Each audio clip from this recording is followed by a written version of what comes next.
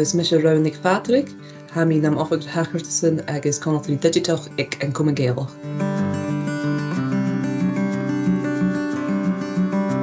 Ik en Comunn Gàidhlig a sinne goper le gach Buidhnean agus na sinne huirin.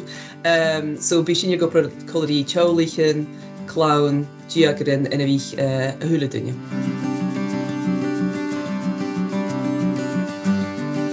Go person te mis steiste an na glasgow goper van tei ach mar takartas bit na glosit geskide gach bliadhna gebale so mar simpler an bliadhna gnìomh versin an a piarst en naflina bit an a páislig agus an bliadhna station bit as nobin. So a kielach gevision choni fein karvi kriolas coirsneach skultus an a dói so sé ridú a sparsel is íach sin.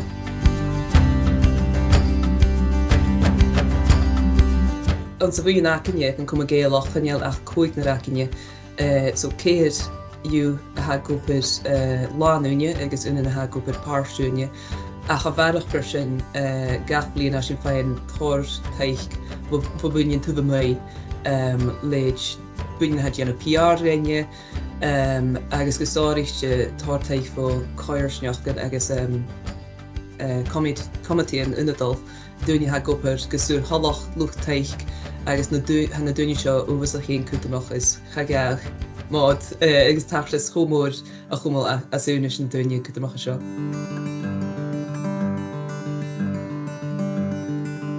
So mar bhuiin na príomh hamas in na againn sé bhí páirt carman do gúine a bhí cleachdadh an cuid Gàidhlig. So sé bhí bhrosnachadh na Gàidhlig agus cuideach bhrosnachadh ceol tradiisiúnta na Halabe. So cho fáscuil dúine féin carma bhí cleachdadh an cuid Gàidhlig bhí go bríon cóla a bhí crin cóla is féici na chéile sin na rutain is cuideachadh go bhí Gàidhlig dá gnearst agus ceol tradiisiúnta cuideach.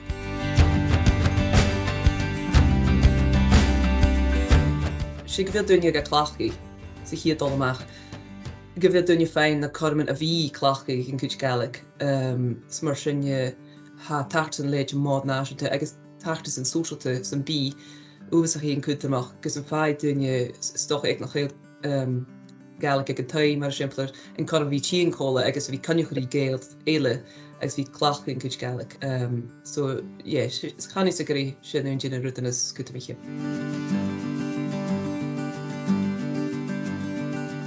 Ha dar bhar a thuh na dúlinn na hún rutain na háir bíal buinnean fat an dráasta. Ha sin háas féich an buin is sé COVID airabh an mar sin stochan nach a dúine córstil a bhí crin cóla háast. Agus is sé COVID a sin féicin jefir an san dói a dúine gúpir. So stráisií hybrid inis rutain ar leine agus rutain a So sé bhí gaharach an staile an sa bheits an gúpir agus bhí frecartar dúine an na dóid Gàidhligte stocha agus bhí cúr túlaigh rutain ar dóid urlaine agus cuideachadh chaní sa gurí sin dúine dúlan is mó ha roing an dráasta chuú.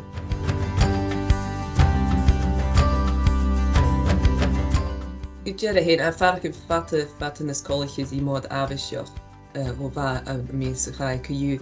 Am líad ranne sin bha mód an a bha na seoirí hybrid mar a thuairsmí agus bha páirdin na farpasin ar leine, bha táirdin bha cúte na farpasin an sa balla héin an níos fear arósin.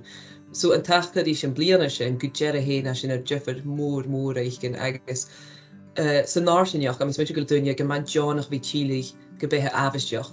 Had san a bhí crin cóla ís a bhí féicin carigin agus dúine bhfuil deolach bhí tíon cóla is bhí séin is bhí brí na Gàidhlig.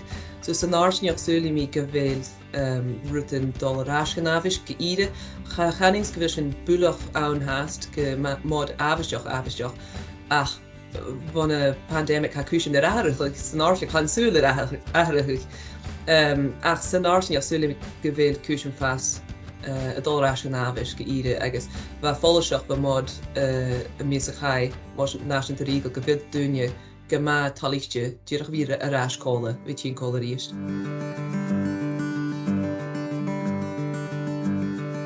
Ha darb mínachaich Jane sargus is mó hirhí an mód ach san tachartas a hirhí dul son cuiú ciad bliadhna, ha folloseach go bhfuil rudagan a sin déanana cóirseach faoi duine, agus ha sealtain go dé go príseos a ha tachtas mar mód do gúine.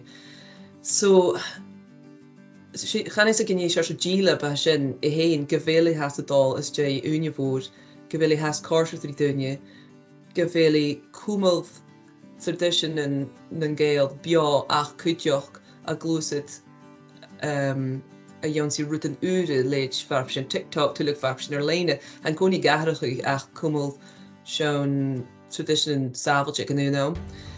So chanis a gurí díla má sin I héin a sealtain go bhfuil duine tílaigh gach bliana de rudaige mar seo nach chailid fascíe, haide bhí dollars an úne bhór agus a bhí smuinte go dtí díla má sin I héin.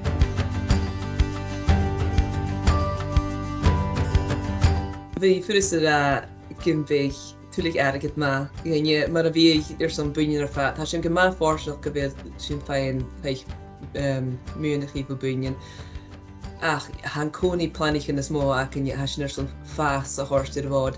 Hasin son immerstan úre íochin, tuaigh duine rhúsig a bhí curfáilte gach sort an buidhnean, so bhí má tuaigh I dhéanana hús sanas a chuig a húh tachtasin a bhí fast as mó tuaigh luch óperach. Díadach bhí fast as mó san áirseach as bhí díanana rutan ag áirst íre a bhí tors corman is mó asúna géin do gúine.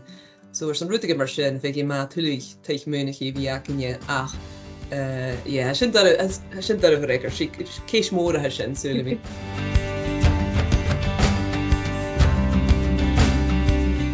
Talim fast éicin ar bhd go bhfuil cúsin faraching úr go tá sin cumos stábailte na sean tradition na hacinne san dúiche seo, go bhfuil sin glúsid agus freicarst ar buidhnean úre gus an bí duine ag nach a Gaelic san bí ar nniu ag nach a Scot National Gaelic, go bhfuil faraching mar gil fáilte an rópa a bhí tíon go rudaige mar seo. So, betalim fast éicin a bhí mód go bhfuil duine faraching misneachil a bhí cleachdadh an cuideachadh, a bhí tíon go rudaige mar seo tachtas leid mód náisianta.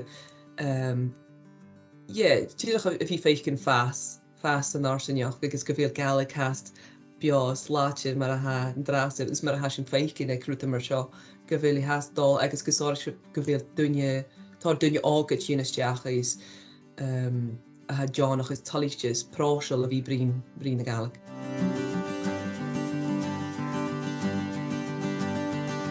Déanna héin sé seirse dé balancing act a hun.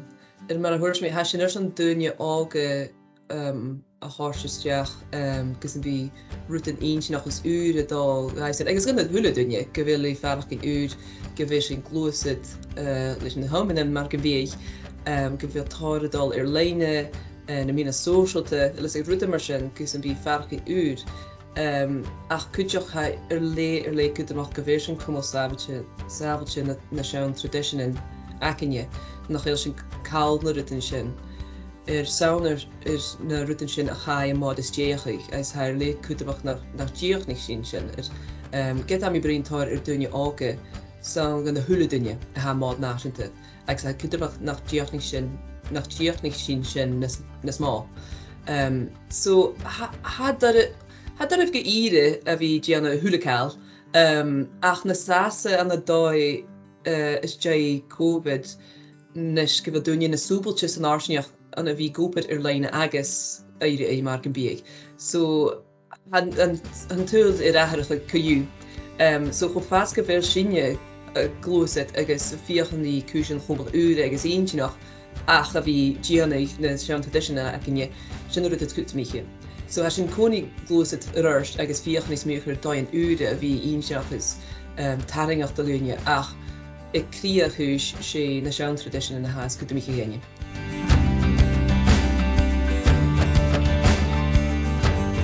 Nuair a hasin le cringcóla, nuair a hasin tíon cóla ag am bód agus ha féicin an ópera tíon go bhfuil mar an bíag, ha féicin na thulacáil tíon na chéile, na ruta nuair a bhfuil bhí gúpar ar is ar mías na tíon na chéile is nuair a ha féicin go bhfuil an rud a cóirteach duine. Sin rud is tá telefis gás a cuiú go bhfuil féicin duine Bhuidhnean Gaelic de gach ús club big bídach is duine rud big na síne ula tíncóla is Bhuidhnean Gaelic an airinneach go ha neo ormal an a dóid agus córstal a fearchan go socialte. Is chanán róthaí ga duine féin na Comunn sin chanán go leor cuiú agus bhí cloin sin ceáil Gaelic, ceáil tradiisiúnta na pròiseactan na tríaliste na farsin na tríalte go bhád.